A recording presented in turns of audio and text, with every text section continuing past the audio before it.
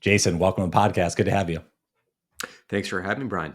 I'm excited to have you on. I had DHH on a couple weeks ago, so good to get your side of it. It's tough to follow David. It's tough to be a. He's got a lot of energy. Well, I shared with him. I mean, I've been following y'all's journey for a lot of years. I actually used Basecamp for the first time in 2011.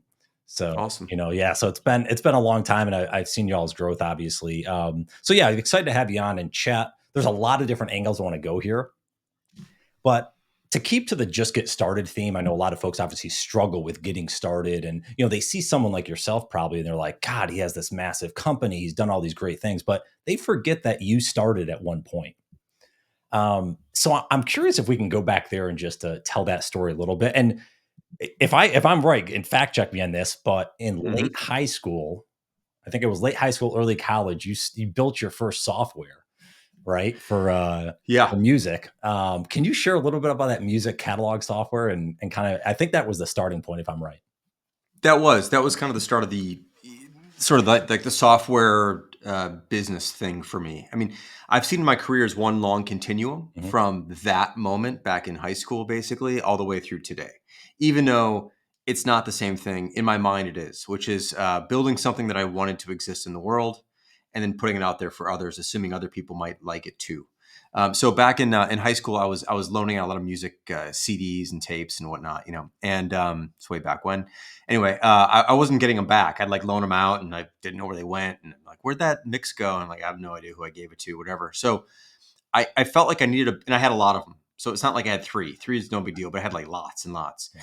So I felt like it was a good idea to keep track of like who I'm loaning them out to and what's on each tape and the whole thing. And I looked around for software to do this. There was some stuff out there at the time. This was in the 90s, and it was like okay, but not really what I was expecting it to be, or what I was hoping it would be.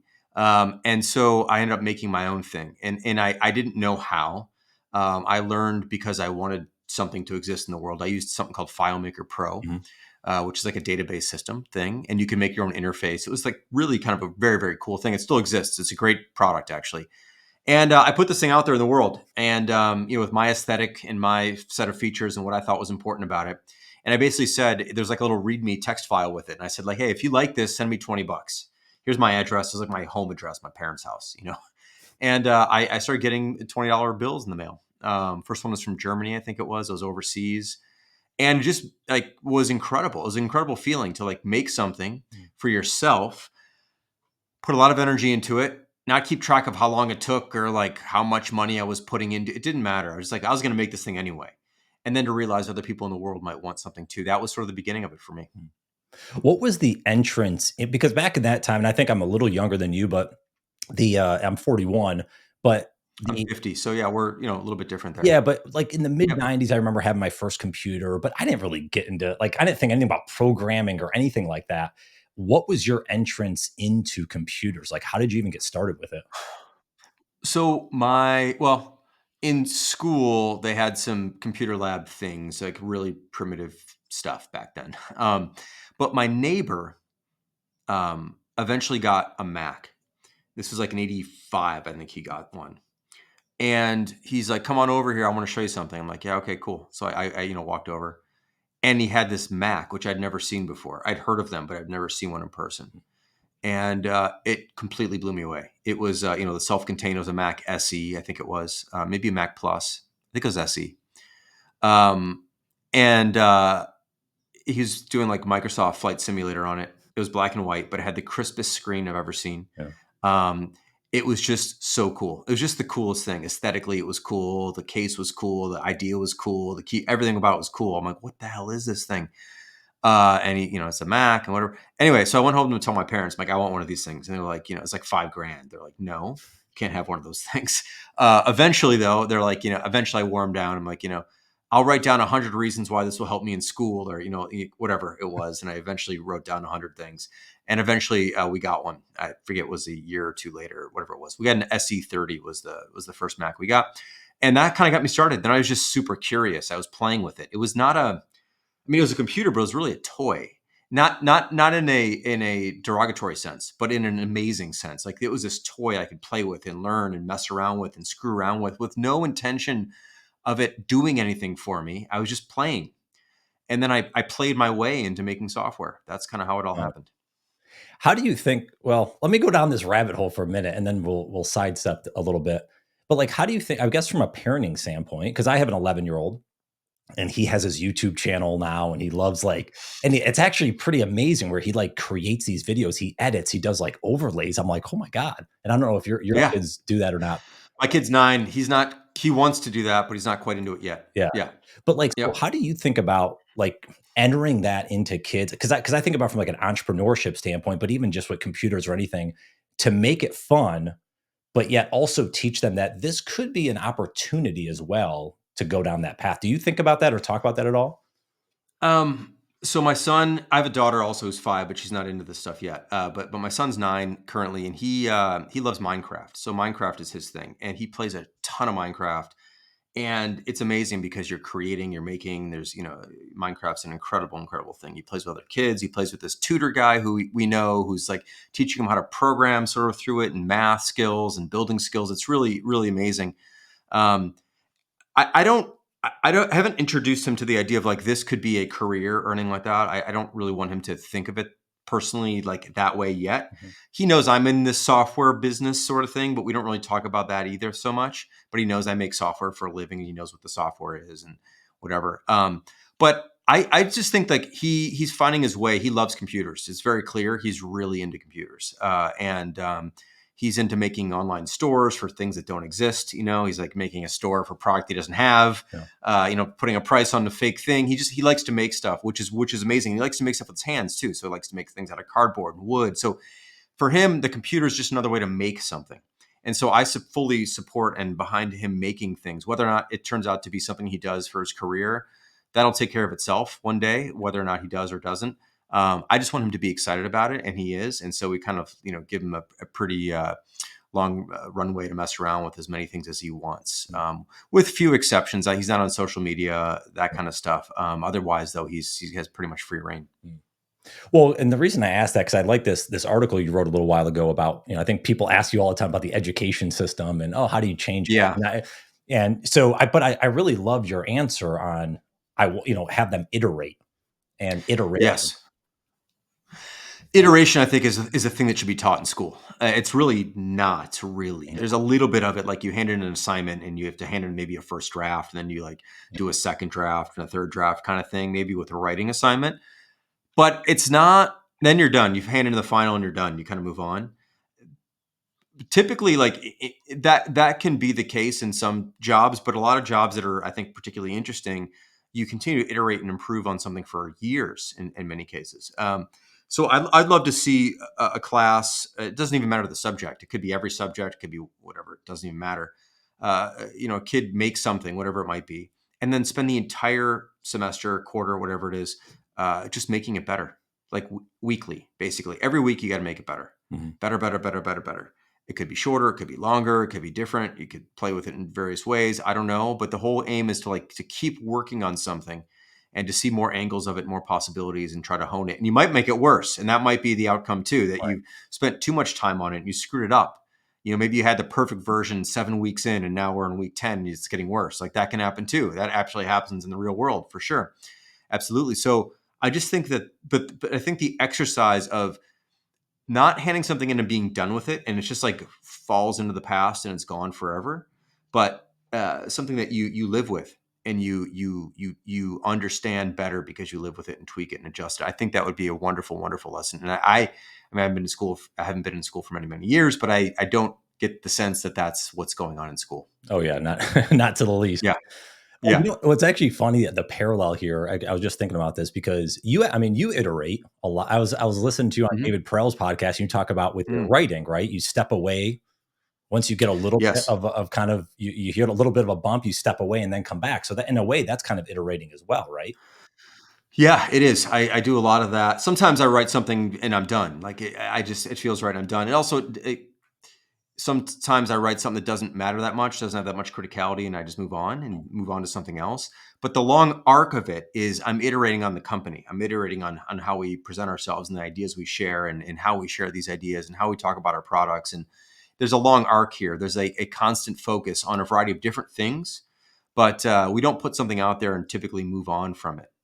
We are constantly working on it, or sometimes we put it aside for a while and come back to it. But there's just a sense of forward motion versus a lot of stopping. And I think at school, my recollection at least, and so far from what I'm seeing, my kid's only in third grade, but for what I'm seeing there is like there's a lot of stopping. There's an assignment, you hand it in, you move on to the next assignment. You hand it in, you move on to the next assignment. There's no reflection really. Yeah. There's no improvement. There's no like, how would you make this better if you had an extra week? Like that, even it was if it was just that, like a surprise every once in a while, like, well, I'm gonna hand this back to everybody and I want you to spend one more week on it. And then I want you to keep track of what you changed and why you changed the things you changed and why you think it's better. Like that alone would be really, really valuable. It doesn't need to be the whole year. It could just be that, and that would be fine. So I'd like to see more of that out Yeah. there in the world. Well, it is interesting because my son, he just finished sixth grade and he just had his end of grade. They have these like end of grade or whatever. And I'm asking him about it. He's trying to give me like, oh yeah, here's the grade I got. And it's kind of to your point, it's like, what did you get out of that? Like, Yeah, what did the test do for you? And now what? You leave school and you forget everything, right? It's kind of interesting how they, it is. I mean, look, I think it's hard to do this because there are standards and test scores and all the stuff that schools need to fit into to some degree. But so I don't know all the limitations and constraints that they're under. But yeah, you'd hope that what you take away from it is like, I know how to solve a problem, or I know how to make something better, Mhm. versus like, I learned this fact. Yeah. I mean, facts just don't. It's not that facts aren't important; they are. But facts, like you can find a fact any day of the week now. It's very easy to find facts. Never been easier to find a figure. When was this person born? I don't even know. 1632? I don't know. Maybe 1641. Let me go look it up. Like, Mhm. who cares if you memorize that? Versus understanding how to solve a problem, how to approach a problem, how to think through something, how to make something better, how to iterate on something, how to see something through a different perspective, how to make changes when you think you're done, how to edit, how to make something simpler. Those are the things that are skills. A fact is not a skill. Mhm. I mean, you could say memorization can be a skill for sure, but you can memorize a whole bunch of different things. It doesn't need to be dates and names. But I think actually, like working through a problem, making something better, these are skills that extend far beyond the assignment. And I think that's what I'd hope kids take home from school. Yeah. Yeah. It's definitely a tough battle because I know my son's like, Dad, I don't like school. I'm like he has trouble. And I'm like, I try to teach him like, what could you learn? Even if you don't like the assignment or whatever, what can you learn? Because out in the real world, you might not like certain things. So like, how can you almost take away something, even if it's not the actual lesson? That's at least my advice Yes. kind of. That's great fathering, I would say, or parenting. I would say that it's just, like, yeah, sometimes school sucks. I'm like, I hated school too. I didn't like it, but you took some stuff away from it and you applied it somewhere else. And there's always something you can get from anything, even if it's a bad experience or something you don't like. Even knowing you don't like it is valuable in a sense, like Yep. maybe that's not the area that you're into, but yeah, I think those are the really good lessons, the ones that you can apply elsewhere, not just the ones that you get a grade from. Mm. Well, Yeah. so let's go back to your story. Obviously, building the software and stuff is how did at again, I look back nowadays, entrepreneurship, building your own business, it's kind of glorified a lot. There's a lot of buzz out there, but back in the 90s, right, that wasn't a thing really. So how did you, Yeah. unless you're the circles maybe around, but like how did you think about that? Like how did you know I'm going to go out and build something versus the traditional path? I didn't know. I just made something. Like I didn't have an idea when I started that I was going to make a company or that I was going to build something that people would really want. I thought they might. I didn't know. I didn't know what to price things out. I just $20 bills, an easy thing to send to somebody, like $20. I don't know. There's a lot of I don't know. I don't care. Let's just see what happens. And then it eventually, snowballs into something maybe, right? In my case, it did, but I didn't set out to start a company. I didn't set out with a dream of making something that mattered. It was just like, I need this thing. Let me put a price on it. Let me keep my costs low. It's just me. I can't afford to hire anyone anyway. So it's just me, Yeah. and let's see. And I'm living at my parents' house. I'm in high school. Like anything that comes in the door is a bonus, right? Like anything. I have no expenses. Let's just see what happens. And that's how it happened. It wasn't my first foray into business though. Before that, well, business is a broad term, but I used to like buy and sell electronics and Hmm. cordless phones, way back in the day, or like car stereos, that kind of stuff. Like I got a reseller's license. My dad helped me get one of those. And then I got this like a wholesale catalog Mm. from a company. It was called Ingram Micro D. I think they're still around, or maybe it's called Ingram. Anyway, they had like this thick, like phone book stack thick of like every product under the sun you can imagine at wholesale prices. So I'd buy some stuff with some money I made on my part-time job, and I'd sell that stuff to my friends at like 100% markup. So I'd buy for $50, I'd sell for $100 or whatever it was. And so I kind of like got into that, but I didn't think that was going to be anything, and it didn't turn out to be anything. But it was practice for sure Mhm. about how to sell things, how to talk about things, how to figure out what people wanted, how to make a sale, that kind of stuff. So all this stuff sort of just added up. It wasn't There was no plan. That's kind of what I want to get at. There was no plan. Mm. It just became something, and then it became more and more sophisticated over the years. And here we are today, talking on this podcast. In 2024, Mm. with a long history behind me, of like, I don't know what's going to happen. I'm not really thinking too much about it. We just have an idea. Let's make it. Let's try this. Let's try that. Let's hire this great person. I really like them. Let's pick them up and see how that works out. And let's try this silly thing, and let's play with that. Let's write some articles, and it just all kind of adds up eventually, or it doesn't. A Yeah. lot of the stuff is a bit out of your control, actually. Yeah. Well, you talk a lot about the gut feeling. Do you feel that's Yeah. innate, or is that something you can develop? I think everyone has it. I think most people just don't pay attention to it, or they don't have enough confidence to trust it. But everyone has gut. I mean, that we're humans. Like, it's all gut. If you're living out in the woods, like, it's all gut. Everything's gut and intuition. That's our instincts are very strong. I just think we've sort of covered them up and pushed them down. So I think the art of it is being willing to listen to your feelings about something, and not try to feel like everything needs to be justified by whatever facts you can find or whatever numbers you can scrounge up. But really, how do you feel about this decision?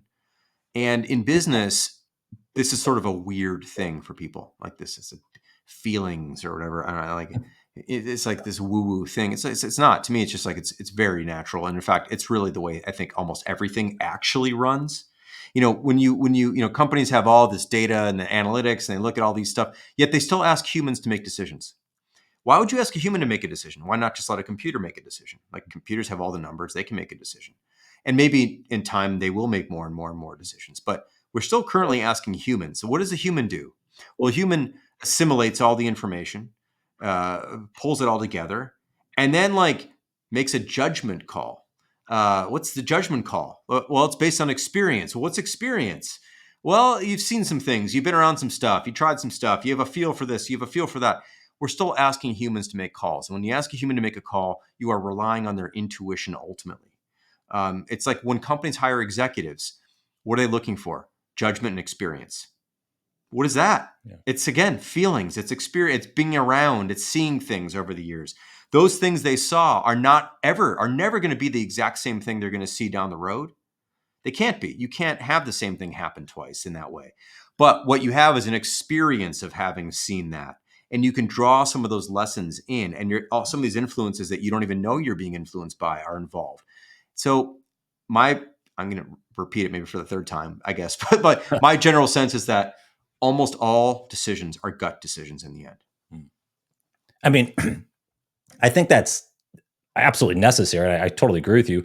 Then why you're kind of saying that fear is probably what's holding people back, I guess, then, or like Well, I think past biases maybe might be a good way to frame. there's some of that. I think there's also just the way corporations are set up typically is people need to justify things.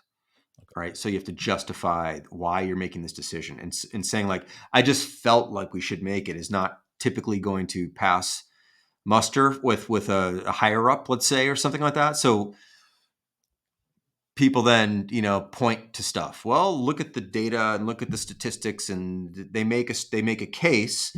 And then the person who's judging that in the end is still using their intuition and their gut Mhm. to decide whether or not those figures and facts and the data and the whatever is enough to justify the decision. So it's still up or down, I think, ultimately intuition, gut, experience, and judgment, which are all these things that cannot really truly be defined. Mm, yeah. And I think that's how business runs. Mm. I got to imagine then you get pulled aside a lot or asked questions by a lot of startup founders or people that want to start a business. Do you find that again, the reason they don't start or they hesitate is because they just don't trust their own judgment? Part of that is that sometimes people just don't have an idea yet. They are like they want to be an entrepreneur. They know they want to do this thing, which is going out on their own to do something, but they don't know what yet. So sometimes people ask me, and I think that's actually the worst question. It's a fair question, Mm, totally. Like it's no back, but like, what should I do? How do I find my thing? It's like I don't know. I don't know. I mean, it'll find you. Like, and then you could say like, what do you struggle with the most? What's something that really bugs you? What do you use that you don't like? Like there could be something there, but ultimately you've got to find something that you like really just are excited about dealing with, like mm, excited about working through, excited about working on. I don't know what that's going to be for you. It's hard for me to say that, impossible for me to say that. It's an internal thing. Um, but I will say this too. As hard as starting is, it's not the hardest part. mm, Staying is the hardest part. mm. I've been thinking about this recently. I started taking up drums again. I used to play drums a little bit, and I stopped for many, many years. And I'm taking it up again. And I was thinking, like, God, if I just played 10 minutes a day for the past 20 years, I'd be amazing. Yeah. It's just a matter of not stopping, actually. Yeah. The starting is the easiest part. I can go buy a drum set. I can do a lesson. Like, that's not like the hard part, actually. It's like doing it every day and not stopping is the hard part. That's the real hard stuff is continually doing something. And I think that that's ultimately what ends up blocking a lot of ideas is someone has an idea, they get started on it, in whatever capacity that is, and then they run out of steam or they lose interest. And by the way, that might be a good idea. Maybe there was nothing there, right? If you can't maintain interest, it might be a good idea to stop. But that's the hardest part is to sustain. Mhm. That's hard. Um, and I think that that's ultimately what stops a lot of people. It's not the start. I think a lot of people get started. Mhm. It's sustaining is where people fall off. Yeah. Yeah, totally agree. It's funny Yeah. because going back to the kids, talking to my son, he played trumpet for the first time this year. And we had this Cool. conversation similar to the drums is I said, when you hit that plateau, that first plateau, you're going to struggle. And sure enough, he did a couple months in. He's like, I don't like this and whatever. I'm like, because you got good enough to think that you should be an expert. But that's not the Right. case. That's it. You hit the plateau. Now you have to kind of check yourself and then Yeah. get better. That's exactly it. I mean, that'd be a good book or article about the plateau. And because it essentially what happens is you get pretty good pretty quickly. Like humans are really quite good at getting decent enough pretty quickly at almost anything. And then you're like, okay, now I'm stuck. Like you're so much better than you were 3 months ago, but now you feel stuck. And that's where people tend to give up. And this happens in companies because you make a product and you put it out there and like there's an initial buzz and people get pumped up about it or whatever. And then like it settles in.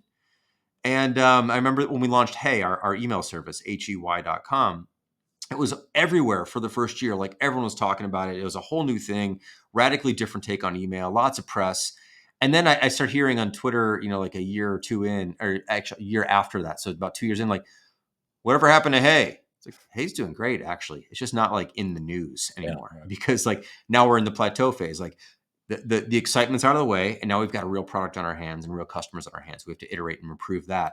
And now you get into the grind stuff. I mean, it can still be super fun, but it's not quite as fun as the initial blast off, right? You're now on the mission to Mars, and you've got well, this is a weird analogy, but whatever the time frame is, the blast off is exciting, and then you're sitting in there and just settling in at the same speed for millions and millions and millions of miles until you actually finally land somewhere.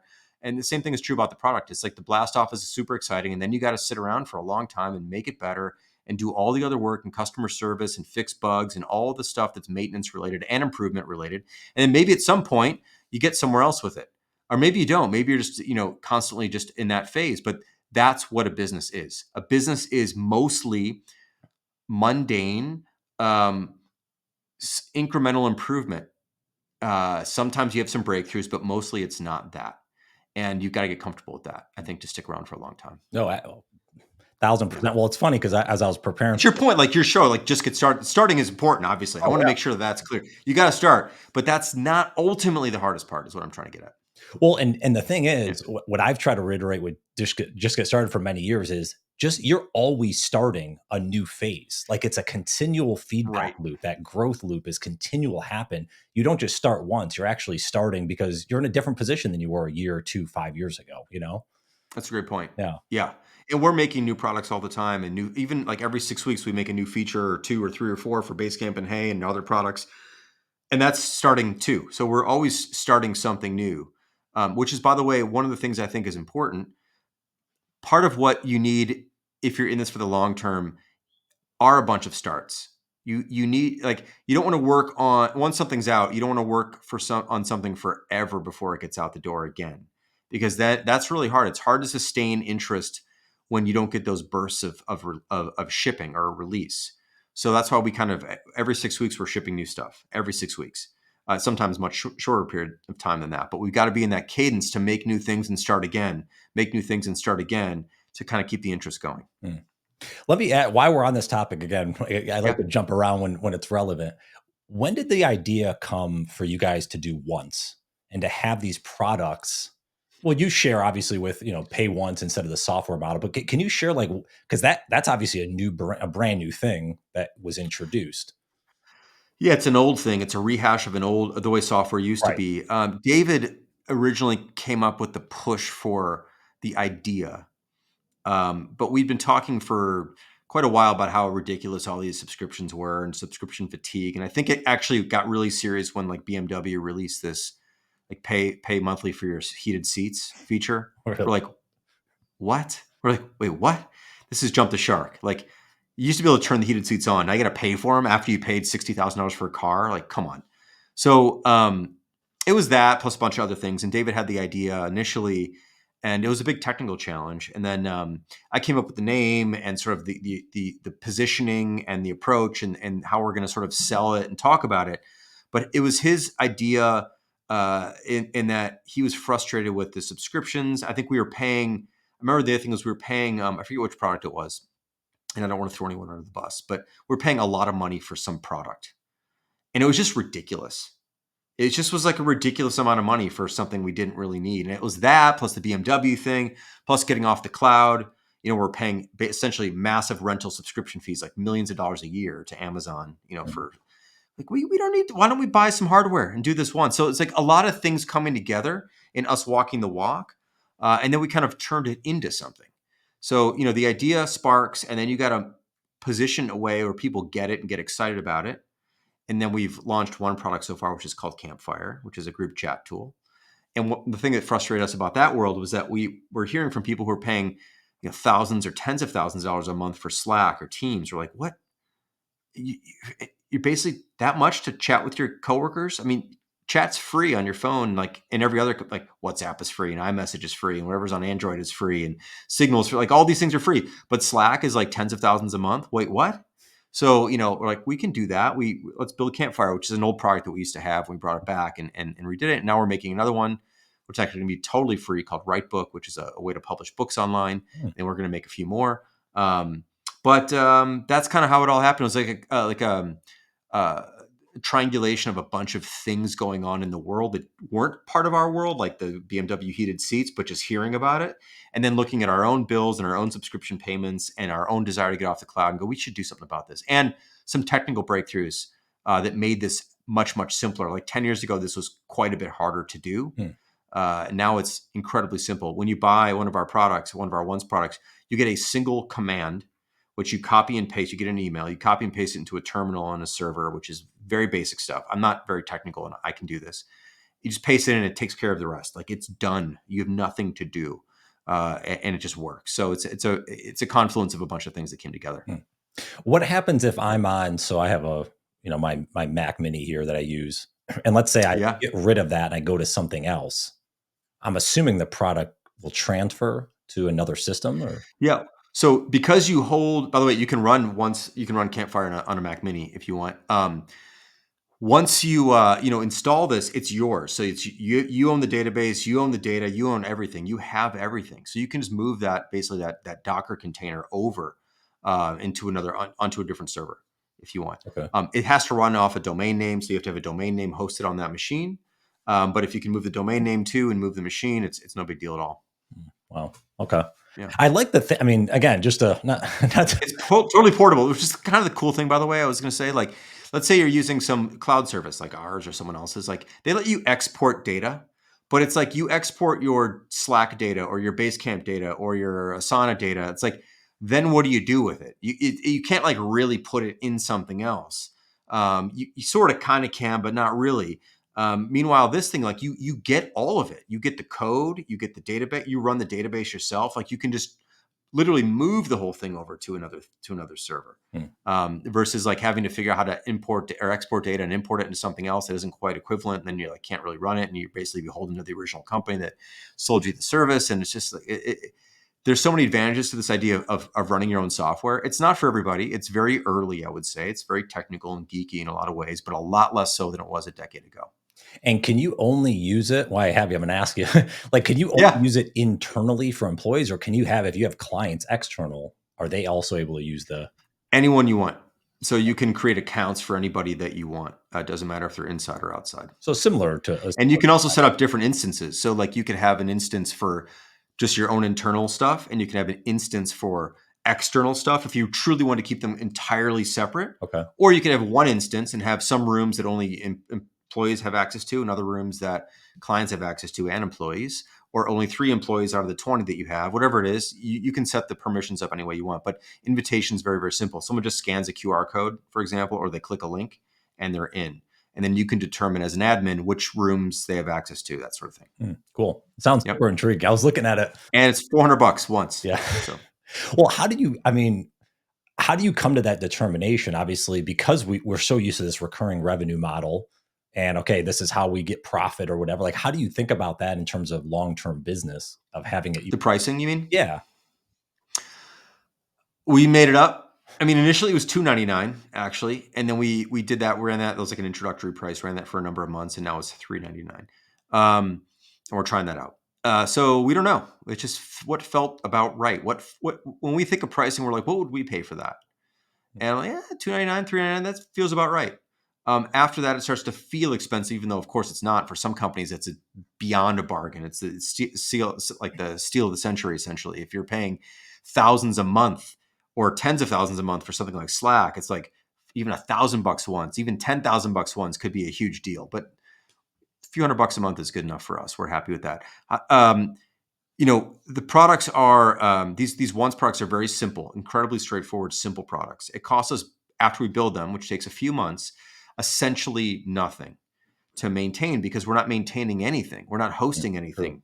There's really no customer service requirements. These products are so straightforward. Like, put so much energy into making them as simple as possible and as clear as possible and as universal as possible. We're trying to take all the language out of the interface too, so everything's just universal. It just makes sense. That's the constraint we put on ourselves. So customer service, zero, essentially. I mean, people write us here and there, or they ask us something on Twitter. It takes 5 seconds to respond. Not a big deal. But there's no marginal cost for us to sell a new unit, or we're not hosting it. So we can get to profitability very, very quickly this way. Basically, your margins are in the 98%, right? Aside from initially building the thing, which is where you build that in. But once that cost is out of the way, you're done. And again, we don't have 50 people working on this. We have 3, or 2. Yeah. 2 people working on this is enough. The first one, Campfire, we also built a lot of the infrastructure. So that was sort of the most expensive, like the installation infrastructure, the update infrastructure, all that stuff, which is going to be used for all future ones products. So now new ones, it takes a couple months to build with 2 people. And that doesn't cost much, and we can get to profitability very, very quickly. How did you? And I think it goes back to your dad's advice to you. But like, how have you always like thought differently than the other? Like, because it seems like obviously you look at the general world of like business, like you and Dave, you guys think so different than maybe it shouldn't be. You shouldn't be in the small percentile there. But like just of like thinking about not okay, we got a 10x profit and we got to do all this stuff. Like you think a little bit differently. Where did that come from? It kind of came from not thinking about it. It's like, Mm. what do we need to like stay in business? You got to make more money than you spend. That's it.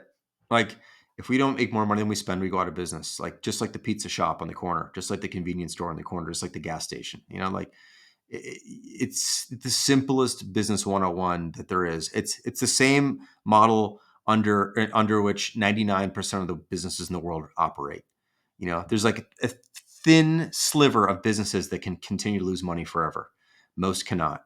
So we actually don't think differently. We think very much the same as every business on Main Street, as every business in the city center, as every business, every small business in the world, basically. What we think different about is like compared in relative terms compared to our industry, Yeah. which is a lot of the companies in our industry are backed by VC, but actually not even a lot. I say a lot, it's not true. Like there's a few.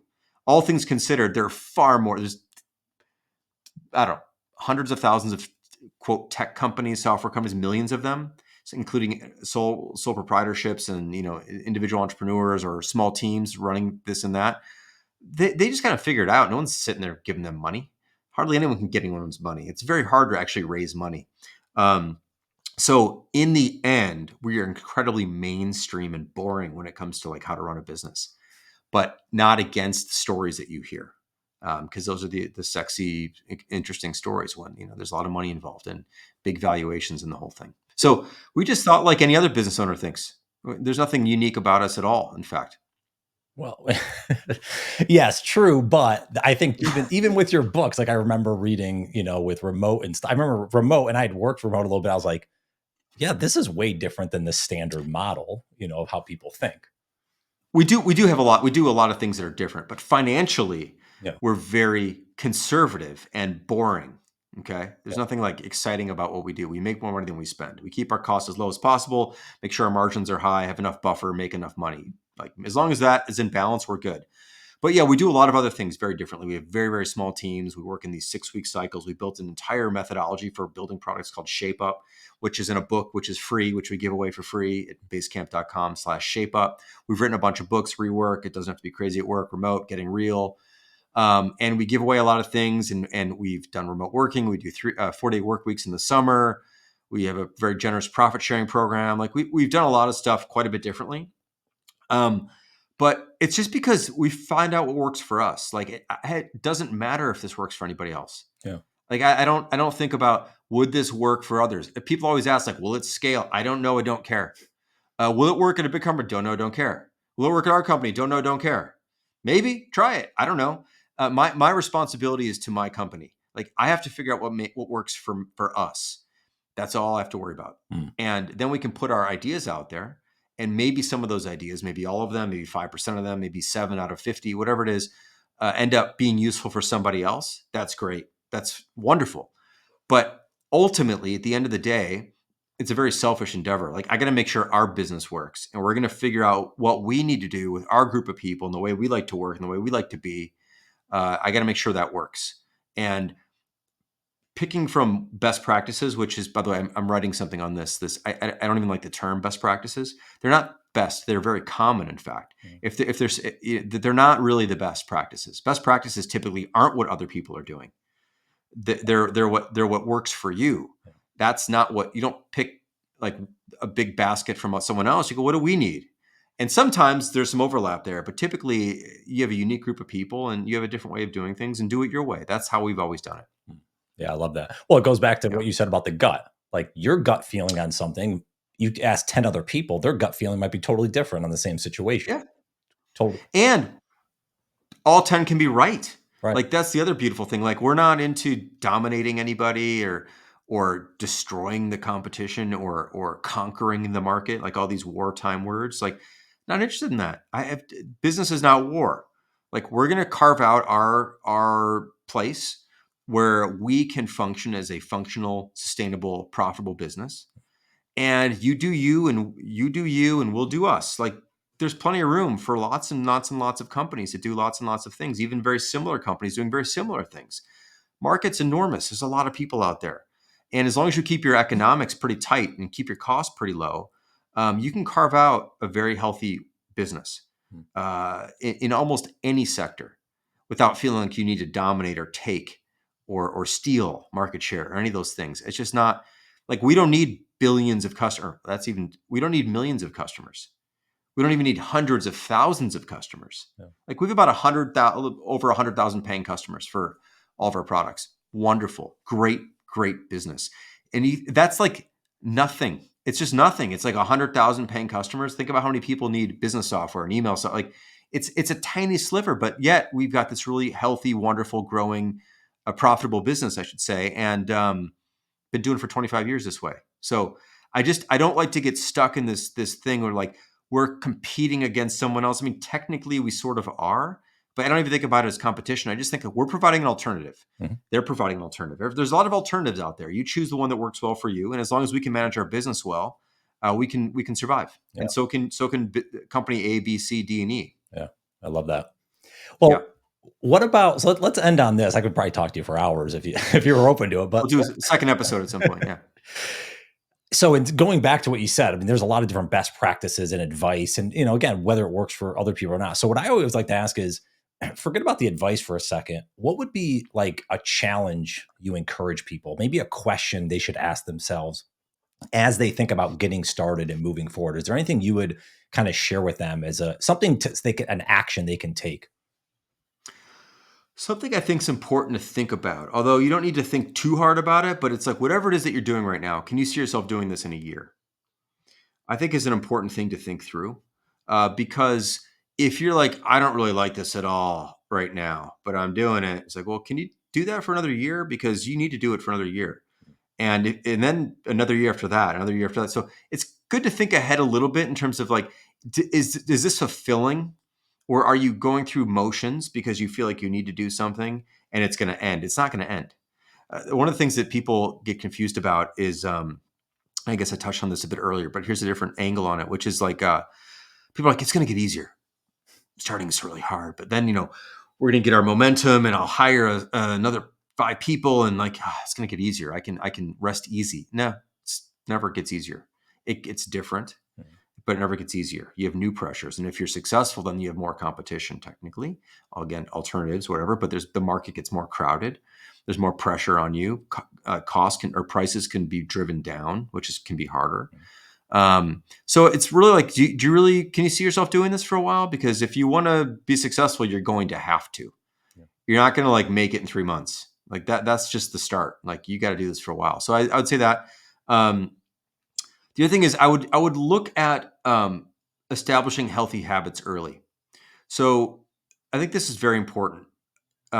If you get started and you're working 80-hour weeks or whatever, and burning the midnight oil and working all weekends and the whole thing, and you think 5 years from now you're not going to do that, you are going to do that because that's what you're used to doing. It's very, very hard to make something and get somewhere and then change the way you got there. It's very hard. So I would just look at your habits now. You might have to put in some extra hours at the beginning, but just watch and check yourself, because the things you do repeatedly will become habits. And then you'll feel like the only way that you were able to do what you did was because you worked that way, and you'll never stop. And hey, if you're in your 20s, maybe it doesn't matter. But when you have a family and things change, like it does matter. And if you want to be doing this for a while and you want to have a career, I would set yourself up well by establishing healthy habits early on. Yeah, that's phenomenal. Phenomenal Yeah. insight there. So let's end on that note, Jason. This was a lot of fun. Okay. Where can people say hello to you? Where can they go online and say hi? I'm on X, Twitter, whatever, at Jason Fried, Fried. You can find me on LinkedIn as well. And my email address is quite public. So if you want to email me, I'm just jason@basecamp.com or jason@37signals.com or jason@hey.com. Either one of those will get to me. And I will get back to you. Sometimes it takes a while depending on how many emails I have, but that's those are the best places. We also have our own podcast, the Rework Podcast. You can look that up in your podcast player if you want to hear more of our point of view on a weekly basis. And that should do it. And check out once.com as well. Awesome, Jason. Thank you so much, man. I appreciate the time. Thanks, Brian. It was really fun. Thank you.